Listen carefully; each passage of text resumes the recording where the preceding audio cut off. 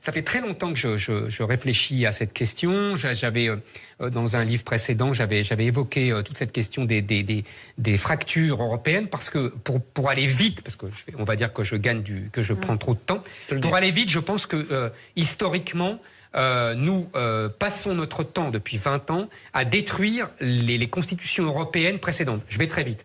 En 89, le mur de Berlin s'effondre, les deux Europes se réconcilient, on a cassé l'Europe de 45.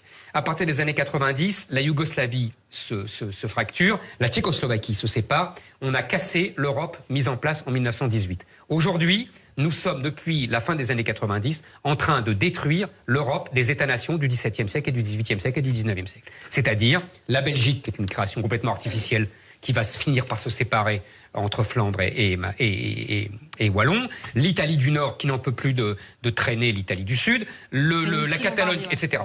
Alors, il faut bien comprendre que, là, Nolo a raison, c'est lié aussi à la mondialisation. C'est-à-dire qu'avant, les régions acceptaient une certaine solidarité parce qu'il y avait un marché national qui leur permettait d'écouler leurs produits. À partir du moment où on a un marché européen, voire un marché mondial, on n'a plus besoin de traîner les ploucs derrière soi. Et donc, on n'a plus envie de payer...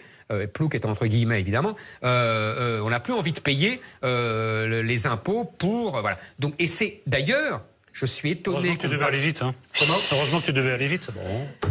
On aura le même problème avec les régions métropoles. Ah.